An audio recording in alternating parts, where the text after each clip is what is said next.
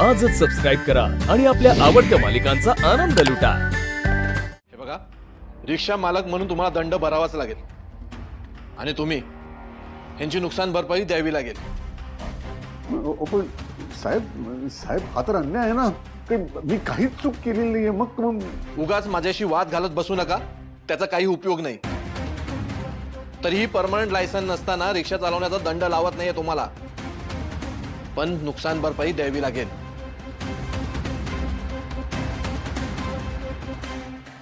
अहो तुम्हाला ऐकू येतंय की नाही? आता तो युनिफॉर्म आणि बिल्ला द्या, फार वेळ नाहीये माझ्याकडे।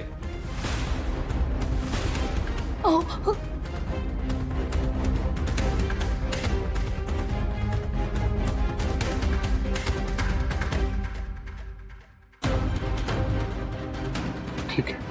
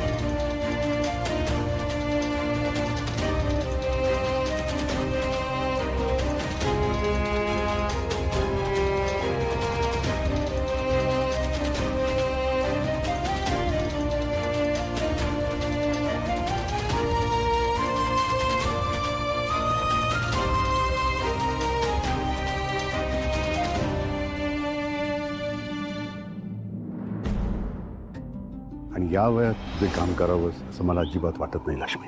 मी एकटा आपलं घर खंबीरपणे चालवू शकतो। अहो रिक्षाची किल्ली पण द्या, किती वेळा सांगू तुम्हाला? हो, रिक्षावर माझं घर चालतं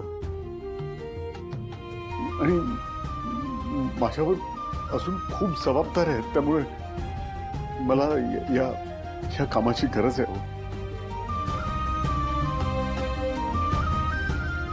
मी हात जोडतो तुमच्या पुढे, मला एक संधी द्या ना। मी पुन्हा अशी चूक नाही होणार माझ्याकडनं। मला एक फक्त संधी द्या। आता मी तरी काय करू? बरं एक काम करा, तुम्ही ती नुकसान भरपाई दिलीत ना, मग मला सांगा, आपण पुढे बघू। साहेब माझं ऐका ना। अहो एवढे पैसे मी किल्ली द्या।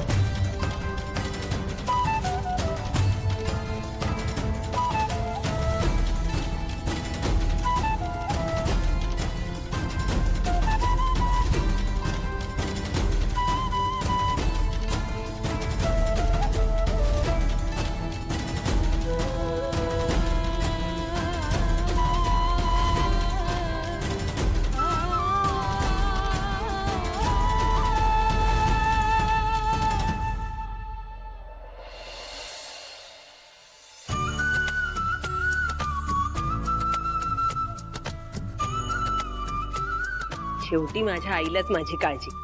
यांना कितीदा सांगितलं की आंबे आणा आंबे आणा, निदान वरदसाठी म्हणून तरी, पण एक नाही ना दोन नाही। शेवटी माझी आई ती आईच। काय गो वीणा, तुझ्या आईनी हापूस आंबे पाठवलेत ना रत्नागिरीचे? किती छान, हे बघू। मोठी पेटी आहे ग, मस्त। वंच वंच पेटीच मोठी आहे, खाली सगळा भुसा आहे। डझनभरच पाठवलेत आईने, तेही वरदसाठी।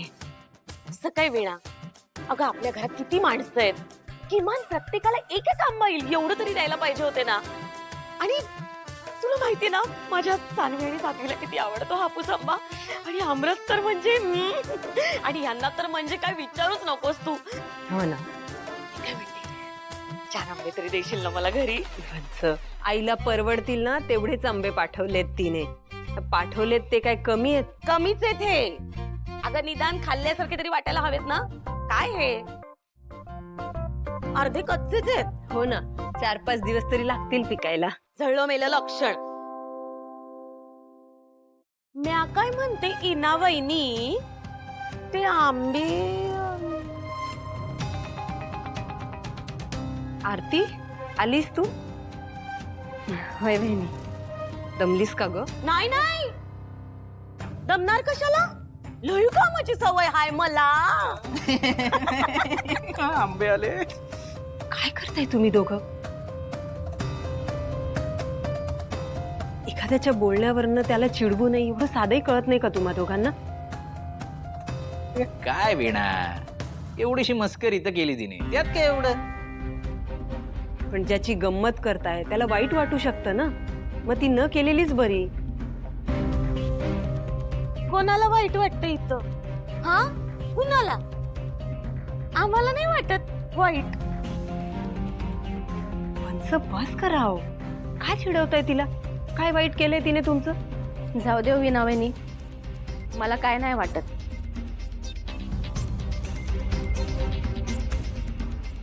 हा कळलं हिना तुला? आम्हाला नाही वाईट वाटत. सांगितलं तिनं.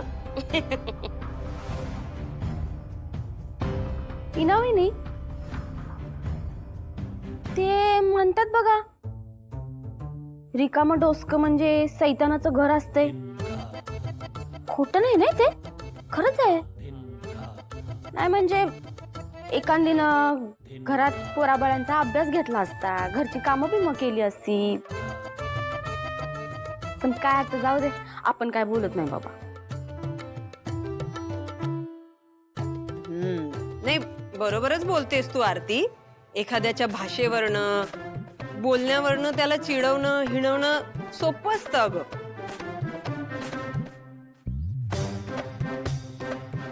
पण एखाद्याचं मन ओळखायला जाण असावी लागते ना. ती वरवर विचार करणाऱ्यांना कुठे असणार म्हणा.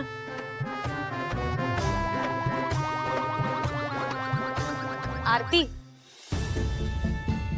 नंतर बोलते बरं मी तुझ्याशी. पण आधी संतोष, तुझी बायको मला चिडवतीये त्याबद्दल तिला बोल ना काहीतरी.